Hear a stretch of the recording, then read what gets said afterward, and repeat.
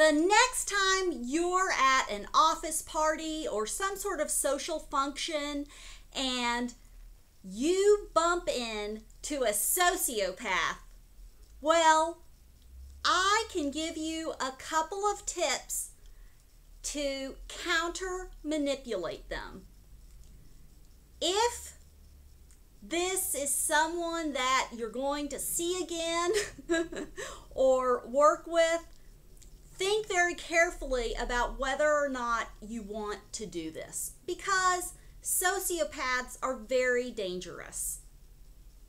But a lot of people would like to have that option in case they are in a situation where they meet a sociopath and they just want the sociopath to move away and focus in on someone else. So one way to out a sociopath in a social setting is because they like to feel superior. In fact, one of the reasons sociopaths are not grounded in reality is because they have a false sense of superiority.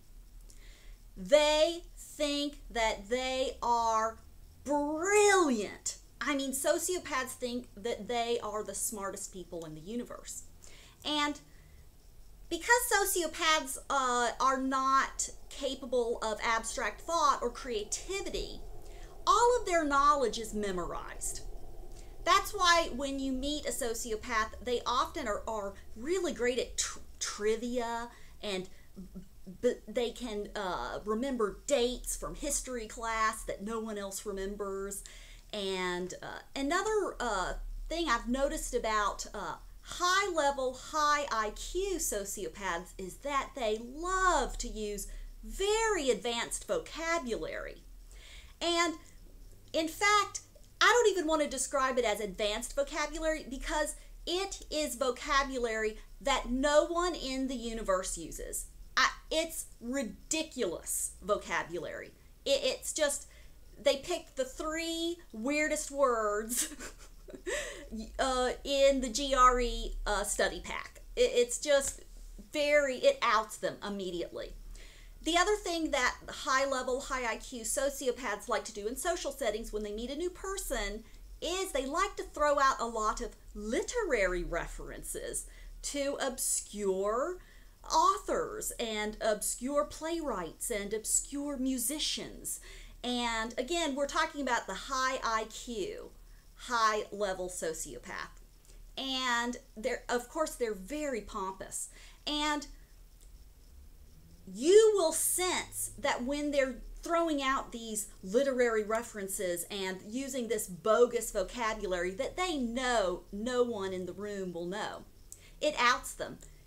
Well, this is how you can counter manipulate them for trying to level up dominance on you and trying to make you feel dumb and small by throwing out ridiculous literary quotes and the vocab. So this is what you do, is the second they use a bogus vocab word that no one knows, you stop them and you want to keep a very neutral facial expression and be a bit serious. And you want to stop them in mid-sentence and say, I'm sorry, what is the word that you're using? Can you spell that for me? Then you want to pull out your smartphone, you pull out your phone, and this is where you look down at the phone, and when you look at your phone, you no longer look at the sociopath. During the entire interaction now, your eyes have left the sociopath and they have gone to your smartphone. And you hold your smartphone like this and you say, excuse me, can you spell that word for me? They will immediately try to change the subject because sociopaths can't stand it when someone takes over the conversation, because they are obsessed with game playing and winning, and for them, winning means they're in control of the interaction. So when you stop them in mid-sentence and you make them qualify themselves by the fact that you're going to look up the word they just used, and so you ask them to spell the word and you put it in, and then you don't look at them and you ask, now what's the definition of this word? And you wait, sometimes if you're really lucky, they won't even know the actual definition, which is even better. But let's say they throw out a definition that does sort of match up. Well, you want to use this to mess with them. And so then what you'll do is you'll go to dictionary.com, and you'll, in fact, sometimes they'll have like 2 definitions, and choose the one that is different than what they've said. And you read it word for word. So you're like, blah, blah, blah, blah, blah. And then you want to say, wow, that's not what you just said. And again, you're not looking at them. They are, at this point, they are either going to disengage immediately, or they're going to stand there in total confusion, or they are just going, bullets are going to come out of their mouth trying to change the subject. And what they'll do is they'll start asking you a question so that you have to answer. And what you do is you put your finger up while you hold your phone, and you say, wait, we'll get to that in a minute. And then you keep reading the definition of the obscure word, and then after that, then you say, oh, I want to, this is a very interesting word, I'm going to wiki it. And you wiki it, and then you just like keep reading the wiki, and at this point, I would say that this sociopath will absolutely disengage, because you have to remember, you have now not made eye contact with them for 2 to 3 minutes, and that's like an eternity in a new social situation. It's a very awkward feeling, very awkward. And so this is a great tactic to get them to disengage voluntarily. The only problem dealing with sociopaths is that they can be incredibly vindictive. They hold grudges. That's why in general you just don't want to mess with sociopaths at all. But I know that a lot of targets like to have these tools in their toolbox for a time when it's needed. For example, you're in a social situation or a work setting, and the sociopath is hyper focused on you. They're following you around. They won't leave you alone. That's when you will think to yourself, I need to put up a barrier. I need to take action to get them to leave me alone.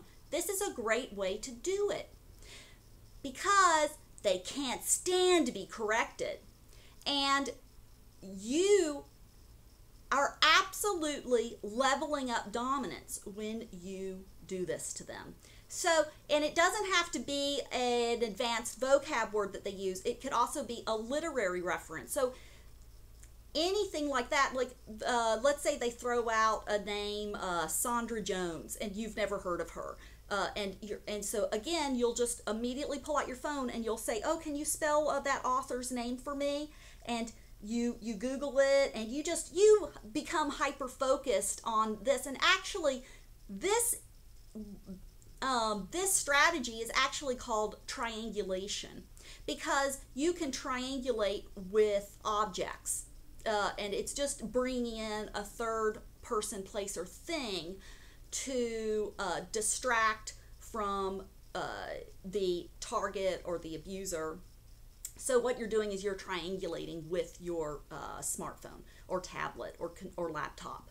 So I think this is a brilliant counter manipulation strategy. It absolutely works. And I have done this before, and oh my gosh, I wish I had videotape of the person's facial expression. So just, but the person I did it to is not a full-on sociopath. This person is more of a covert narcissist, but a lot of people don't, the covert narc and the sociopath are just pretty much the same anyway. So try this out. It absolutely works. Just make sure you don't do it with someone who you know is violent or you know is absolutely insane. So that's it. As always, stay strong and get toxic people out of your life. And oh gosh, I forgot one thing to mention is that If they don't know the definition of the word, or they've gotten something wrong, you absolutely want to make sure that you correct them. But remember, don't ever look at them after you look at your smartphone. So make sure your eyes are on your smartphone the whole time, because that is what is going to ultimately get them to disengage. The fact that you are no longer making eye contact with them, and that you're hyper focused on making them qualify themselves. And also, don't forget that every time they try to interrupt you and ask a question to distract you, put your finger up and you say, "Oh, we'll get to that in a minute. I'm very interested in this." So that's it.